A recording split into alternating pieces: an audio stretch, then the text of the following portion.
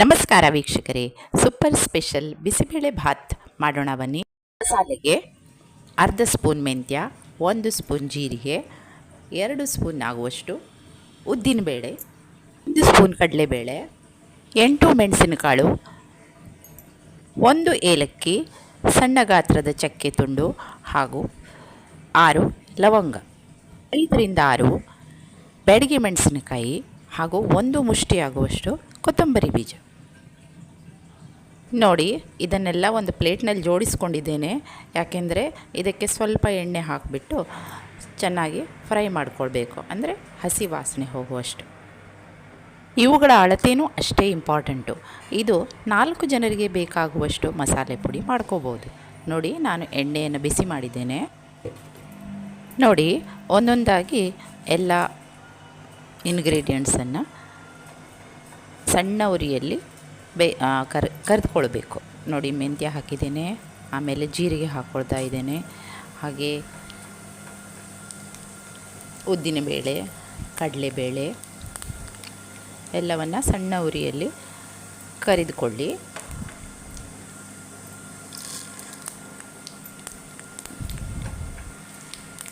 ಕೊನೆಯಲ್ಲಿ ನಾವು ಕೊತ್ತಂಬರಿ ಬೀಜವನ್ನು ಹಾಕಬೇಕು. ಈಗ ಮಸಾಲೆ ಅಂದರೆ ಏಲಕ್ಕಿ, ದಾಲ್ಚಿನ್ನಿ ಇವುಗಳನ್ನೆಲ್ಲ ಹಾಕಿಬಿಟ್ಟು ಒಂದು ಸಾರಿ ಕೈ ಆಡಿಸ್ಕೊಳ್ಳಿ.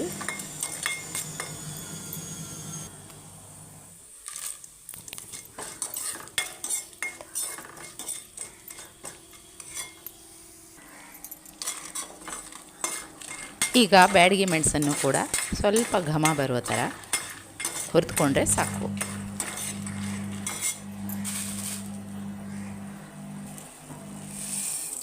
ಕೊನೆಯಲ್ಲಿ ಕೊತ್ತಂಬರಿ ಬೀಜವನ್ನು ಸೇರಿಸಿಕೊಂಡು ಹದವಾಗಿ ಹುರಿದುಕೊಳ್ಳಿ.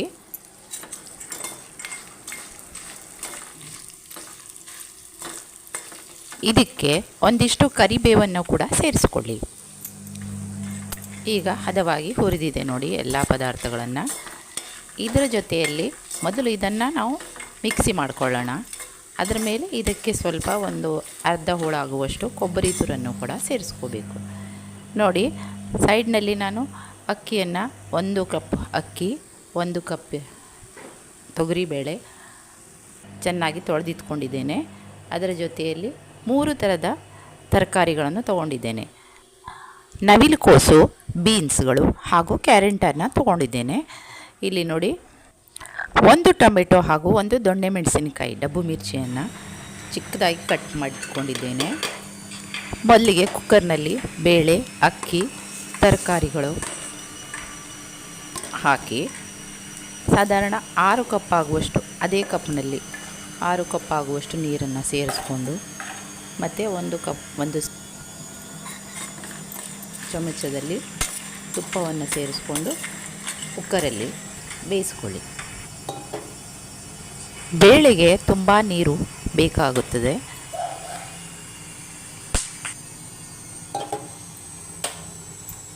ಒಗ್ಗರಣೆ ಹಾಕಿದ ಮೇಲೂ ಕೂಡ ಮತ್ತೆ ನೀರನ್ನು ಸೇರಿಸ್ಕೊಳ್ಬೇಕು. ಯಾಕಂತ ಹೇಳಿದರೆ ಬಿಸಿಬೇಳೆ ಭಾತ್ ಸ್ವಲ್ಪ ದಪ್ಪನೇ ಇರುತ್ತೆ.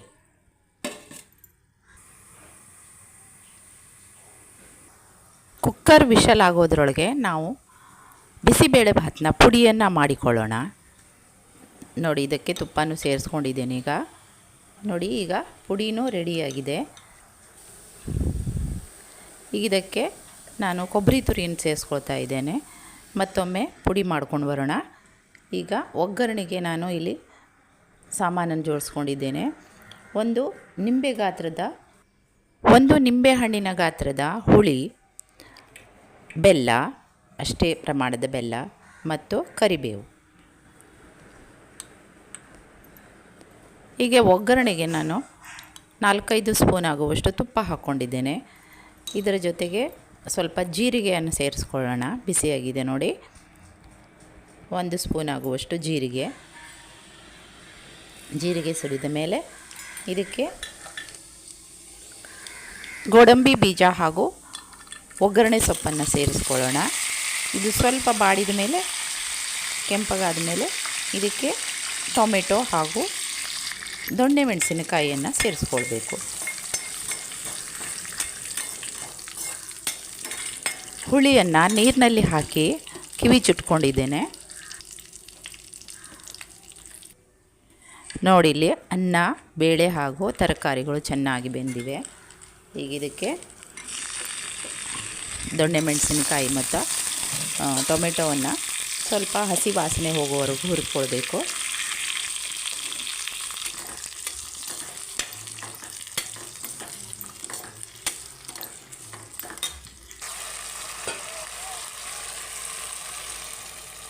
ಈಗ ಹುಣಸೆ ಹುಳಿಯನ್ನು ಸೇರಿಸ್ಕೊಳ್ಳಿ. ಇದು ಸ್ವಲ್ಪ ಹಳೆಯದಾಗಿರೋದ್ರಿಂದ ಸ್ವಲ್ಪ ಕಪ್ಪಗಾಗಿದೆ ನೋಡಿ. ಈಗ ಇದಕ್ಕೆ ಬೆಲ್ಲ ಮತ್ತು ರುಚಿಗೆ ತಕ್ಕಷ್ಟು ಉಪ್ಪನ್ನು ಕೂಡ ಅನ್ನಕ್ಕೆ ಎಷ್ಟು ಬೇಕಾಗುತ್ತೋ ಅಷ್ಟನ್ನು ಸೇರಿಸ್ಕೊಳ್ಳೋಣ. ಈಗ ಮಸಾಲೆನೂ ಕೂಡ ಸೇರಿಸ್ಕೋಬೇಕು. ನೋಡಿ ಮಸಾಲೆಯನ್ನು ಹಾಕ್ತಾ ಇದ್ದೇನೆ.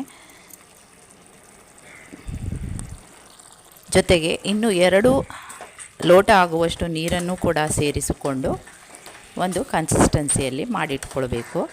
ಈಗ ಇದನ್ನು ಅನ್ನಕ್ಕೂ ಕೂಡ ಇನ್ನೂ 2 ಲೋಟ ಆಗುವಷ್ಟು ನೀರನ್ನು ಸೇರಿಸ್ಕೋಬೇಕು.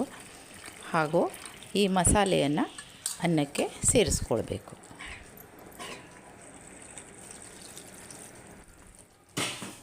ಸ್ಟವ್ ಆಫ್ ಮಾಡ್ಕೊಳ್ಳಿ. ನಾನು ಒಗ್ಗರಣೆ ಹಾಕಿರೋದ್ರಿಂದ ನೋಡಿ ಮಸಾಲೆಗೆ ಎಷ್ಟು ಚೆನ್ನಾಗಿ ಘಮ ಬರ್ತಾ ಇದೆ.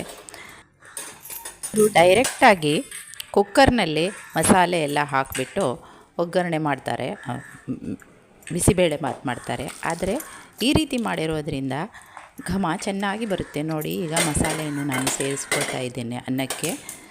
ಈಗ ಎಲ್ಲವನ್ನು ಮುಗಿಸ್ಕೊಳ್ಳಿ. ನಿಮಗೆ ಬೇಕಾದ ಕನ್ಸಿಸ್ಟೆನ್ಸಿನಲ್ಲಿ, ಅಂದರೆ ಬಿಸಿಬೇಳೆ ಬಾತ್ ಯಾವ ಥರ ಆಗಬೇಕೋ ಆ ಥರ ಮಾಡ್ಕೊಳ್ಳಿ. ನೋಡಿ ಘಮಘಮಿಸುವ ಸೂಪರ್ ಸ್ಪೆಷಲ್ ಬಿಸಿಬೇಳೆ ಭಾತ್ ರೆಡಿಯಾಗಿದೆ. ನೋಡಿ ನಾನು ಇಷ್ಟು ಕನ್ಸಿಸ್ಟೆನ್ಸಿಯನ್ನು ಮಾಡ್ಕೊಂಡಿದ್ದೇನೆ. ನೀವು ಬೇಕಾದರೆ ಇನ್ನೂ ಸ್ವಲ್ಪ ನೀರನ್ನು ಸೇರಿಸ್ಕೊಳ್ಬೋದು. ಕೊತ್ತಂಬರಿ ಸೊಪ್ಪನ್ನು ಕೂಡ ಹಾಕಿಕೊಳ್ಳಿ. ಈಗ ಪ್ಲೇಟ್ನಲ್ಲಿ ಸರ್ವ್ ಮಾಡಿ. ಈ ಥರ ಸೂಪರ್ ಬಿಸಿಬೇಳೆ ಭಾತ್ ತಿನ್ನಲು ರೆಡಿ. ನಿಮಗೆ ಇಷ್ಟ ಆದರೆ ಲೈಕ್, ಶೇರ್ ಹಾಗೂ ಸಬ್ಸ್ಕ್ರೈಬ್ ಮಾಡಿ. ಧನ್ಯವಾದಗಳೊಂದಿಗೆ ಶ್ರೀ ಗುರುದೇವ ದತ್ತ.